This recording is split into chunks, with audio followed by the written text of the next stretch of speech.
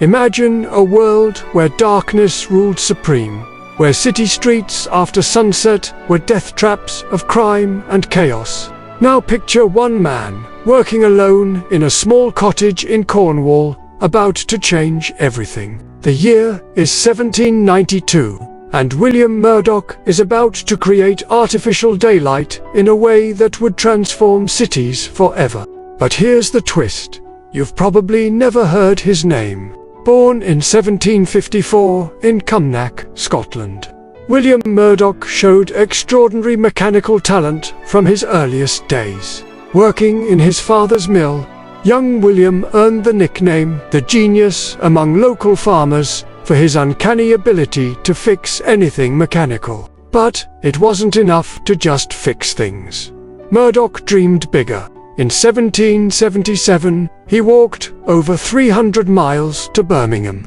Wearing wooden shoes, he'd carved himself to seek employment with the legendary engineering firm of. The shoes weren't just footwear, they were a demonstration of his ingenuity. James Watt himself interviewed Murdock and, impressed by both his determination and innovation, hired him on the spot. This decision would change the course of urban history, though neither man knew it yet. For the next decade, Murdock proved himself invaluable to the firm, becoming their most trusted engine erector and troubleshooter in Cornwall's mining district. But while he spent his days maintaining steam engines, his nights were consumed by a different obsession: the quest to harness light itself.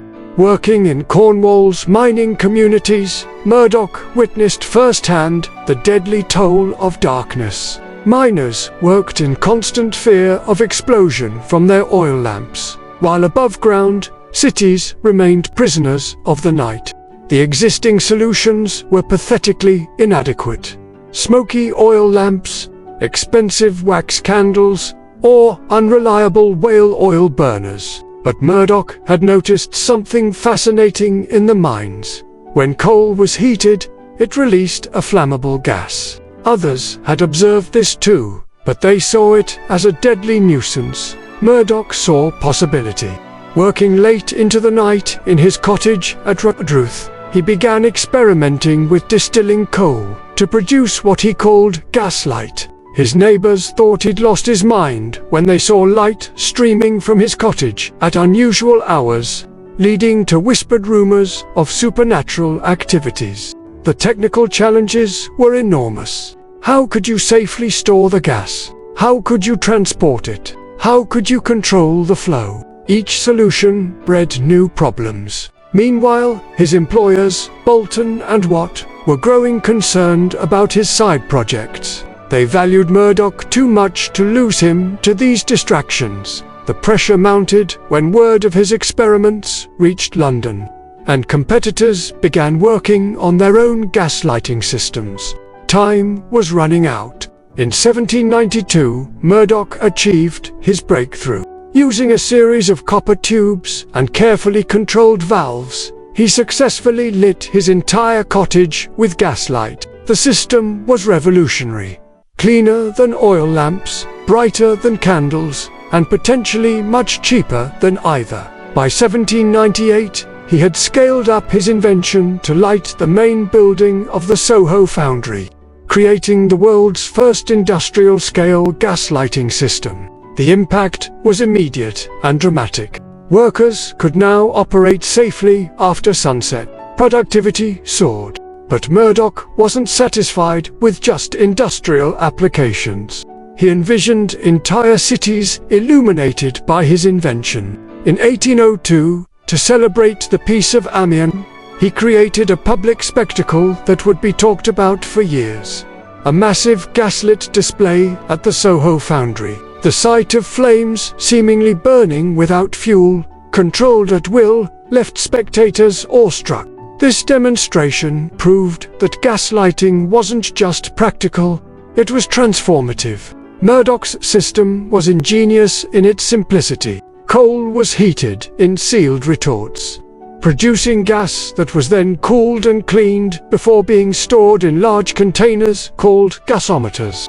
From there, it was distributed through a network of pipes to individual lights, each with its own control valve. The system could be scaled from a single building to an entire city, and that's exactly what began to happen. Despite his groundbreaking innovation, Murdock's name began to fade from public consciousness even during his lifetime. Several factors contributed to this historical erasure. First, while Murdock was perfecting his system, others were already commercializing gaslighting, often with inferior but more aggressively marketed versions. Friedrich Windsor, later anglicized to Frederick Windsor, patented similar systems and formed the Gaslight and Coke Company, becoming the public face of gaslighting in London. Murdock's loyalty to Bolton and Watt meant his invention was treated as company property, limiting his personal recognition. While he received a medal from the Royal Society, the financial rewards and public acclaim went largely to others. As gaslighting spread across Europe and America, its origin story became muddled, with various entrepreneurs claiming credit. By the time electric lighting emerged in the late 19th century, Murdock's pioneering role had been largely forgotten. The final irony: his invention was so successful, so thoroughly integrated into urban infrastructure, that people simply took it for granted. The man who had literally illuminated the Industrial Revolution faded into the shadows of history. Today, while William Murdock's name may not be widely recognized, his legacy burns bright in every city on Earth. His gaslighting system didn't just illuminate streets. It fundamentally changed human society's relationship with darkness. Before Murdock, the night was a barrier to activity, a daily shutdown of productive life. After him, cities never slept again. The 24-hour workday, nighttime entertainment, safer urban spaces, all of these modern realities trace their origins to Murdock's innovation. And here's something to think about. While we've largely switched to electric lighting, Murdock's basic infrastructure concept, a centralized system distributing energy through a network of pipes or wires, remains the foundation of modern urban utilities. Next time you walk down a well-lit street at night, remember William Murdock, the forgotten genius who first pushed back the darkness. Let us know in the comments below what other forgotten innovators you'd like to learn about. And don't forget to subscribe for more hidden histories of the people who shaped our world. Because sometimes the most brilliant lights cast the faintest shadows in history.